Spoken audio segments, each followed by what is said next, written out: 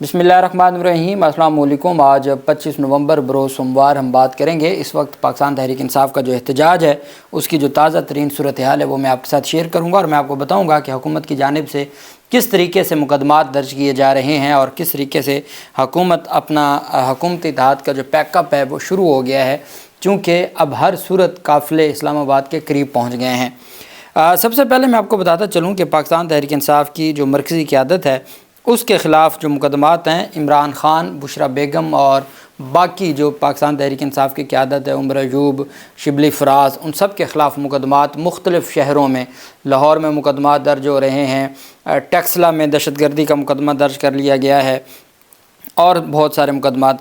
PTI की जानिब से 24 नवंबर को मुज़ाहरे करने पर साबिक़ वज़ीर-ए-आज़म इमरान ख़ान, बुशरा बेगम, आरिफ अलवी समेत दीगर के ख़िलाफ़ मुकदमा दर्ज किए गए। पहला मुकदमा थाना टेक्सला में इंसदाद दहशतगर्दी दफ़ात के तहत दर्ज किया गया है।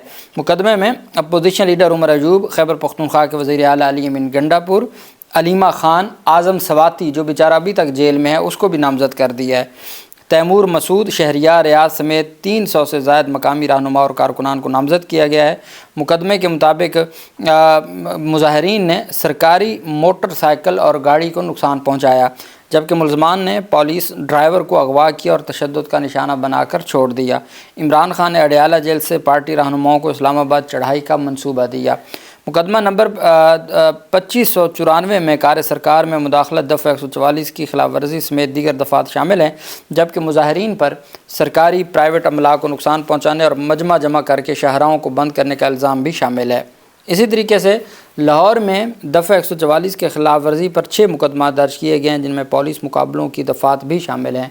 लाहौर पुलिस की मुद्दत में दर्ज मुकदमात में 42 नामज़द और 52 नामालूम मुलज़मान शामिल हैं। मुकदमात जोहर टाउन, ग्रीन टाउन, मनावा, डिफेंस सी और गाज़ियाबाद में दर्ज किए गए हैं। पुलिस हुकाम के मुताबिक गुज़श्ता रोज़ एहतजाज के दौरान 12 पुलिस एहलकारों की वर्दियाँ फाड़ दी गईं। कहाँ पे? लाहौर में। और इसके अलावा जो फैसलाबाद में मुकदमात दर्ज हुए हैं वो भी, और फैसलाबाद के अलावा जो बाकी मुकदमात हैं उनकी जो तफसीलात हैं वो सामने आ रही हैं। फैसलाबाद में जो मुकदमा दर्ज किया गया है वो पाकिस्तान तहरीक इंसाफ के सरबराह इमरान ख़ान समेत 65 कारकुनान के ख़िलाफ़ 2 थानों में मुकदमात दर्ज हुए हैं। मुकदमात थाना ग़ुलाम मोहम्मद आबाद और थाना सदर जड़ावाला में दर्ज हुए हैं। मुकदमात में इमरान ख़ान पर एयानत का इल्ज़ाम लगाया गया है। दहशतगर्दी समेत मुख्तलिफ़ दफ़ात के तहत ये मुकदमात दर्ज किए गए हैं। मुकदमात में तोड़ फोड़, सरकारी अमला को नुकसान, पंजाब पुलिस मज़ामत और हुकूमत मुखालिफ नारेबाजी करने के ये मुकदमात हैं जो दर्ज हुए हैं। रावलपिंडी में मुकदमा दर्ज कर लिया गया है और इसी तरीके से गुजरांवाला में मुकदमा दर्ज हुआ है। ये जो एहतजाज है ये इमरान ख़ान को 25 से 30 नए मुकदमात भी देगा और मुझे लगता है कि जो उनकी डबल सेंचुरी है वो इन मुकदमात के साथ ही मुकम्मल हो जाएगी। जबकि पाकिस्तान तहरीक इंसाफ की जानिब से जो ऐलान किया गया है वो बड़ा वाज़ेह है। बैरिस्टर सैफ जो खैबर पख्तूनख्वा हुकूमत के तर्जमान हैं उनकी जानिब से कहा गया है कि हम अपने प्लान के तहत पेश कदमी कर रहे हैं, हमें कोई जल्दी नहीं है, हम बड़े तसल्ली से और आराम से आगे बढ़ रहे हैं। उनका कहना था कि जाली हुकूमत मुतालबात पूरे हुए होने के बगैर एहतजाज के ख़ात्मे का ना सोचे। जाली हुकूमत पुलिस के लिए कई दिन की खुराक का बंदोबस्त कर ले। उन्होंने कहा कि हम अपने प्लान के तहत पेशकदमी कर रहे हैं, हमें कोई जल्दी नहीं है। हुकूमत के पास घड़ियाँ हैं लेकिन वक्त हमारे पास है। दरबारी वज़रा जितनी प्रेस कॉन्फ्रेंसें कर लें हमारा एहतजाज जारी रहेगा। अली अमीन की सरबराही में अवाम ने इस बार इमरान ख़ान की रिहाई की मुकम्मल ठान ली है। सूबाई मुशीर का कहना था कि जाली हुकूमत अवाम के ना निकलने के दावे कर रही है और दूसरी जानिब कंटेनर्स के पहाड़ खड़े कर दिए गए हैं। पूरे पाकिस्तान के कंटेनर्स इस्लामाबाद पहुंचा दिए गए हैं। रेस्टोरेंट्स और लारी अड्डे तक बंद करवा देना जाली हुकूमत की हवास बाख्तगी का सबूत है। अभी मैं लाहौर हाई कोर्ट से आया हूँ।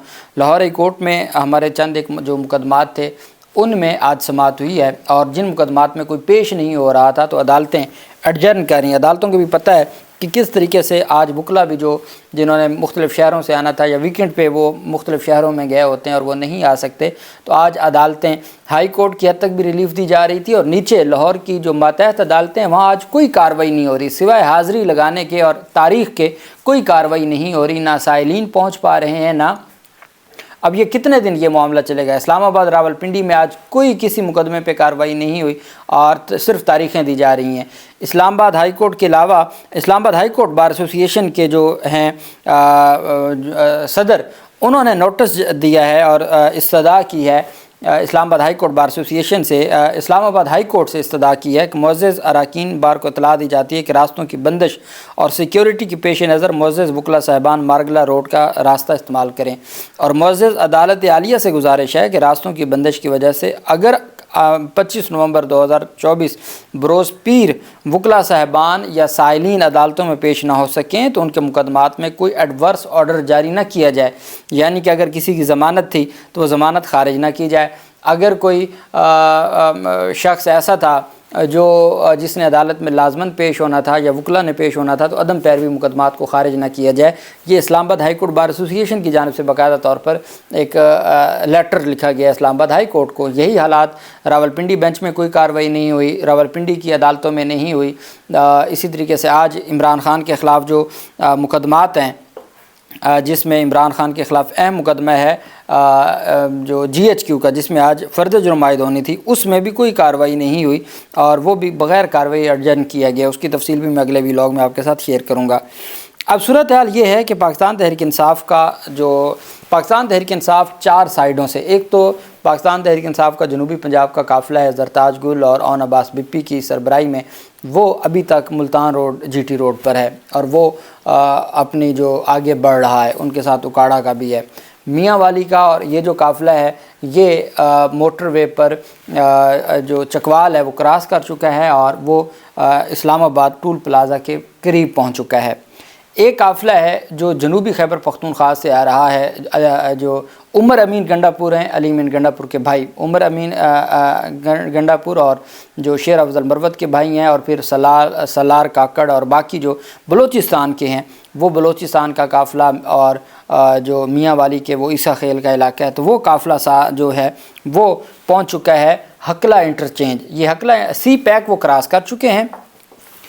شاہد خٹک اور عمر امین گنڈا پور کی قیادت میں 20 گھنٹے کی مسلسل کاوشوں کے بعد جنوبی اضلاع میاں والی اور بلوچستان کے قافلے سی پیک کا روٹ کامیابی سے پار کر چکے ہیں، اور ان کا یہ کہنا ہے پاکستان تحریک انصاف کا کہ وہ کامیابی سے پار کر چکے ہیں، اور یہ جو صرف جنوبی خیبر پختونخوا کا قافلہ ہے وہ کئی کلومیٹرز پر مشتمل ہے، اور وہ حقلہ انٹرچینج پہنچا۔ حقلہ انٹرچینج بھی جتنے رکاوٹیں تھیں وہ کلیئر کروا چکے۔ اب اگلا صرف انٹرچینج ہے اسلام آباد کا، لیکن وہ وہاں انتظار کر رہے ہیں کہ علی امین گنڈا پور کا جو قافلہ ہے، علی امین گنڈا پور کا قافلہ صبح ہی نکل چکا ہے، اور وہ کٹی پہاڑی جو پل ہے اٹک کا، وہاں پر وہ ان کی جو ایک مزاحمت ہے وہ جاری ہے۔ پولیس کی جانب سے شدید شیلنگ کی جا رہی ہے۔ پولیس نہیں چاہتی کہ کسی صورت بھی وہ قافلہ اس کو وہاں سے راستہ دیا جائے یا وہاں سے نکلنے دیا جائے، لیکن الٹیمیٹ کافی وہ رکاوٹیں ہٹا چکے ہیں اور وہ کچھ دیر تک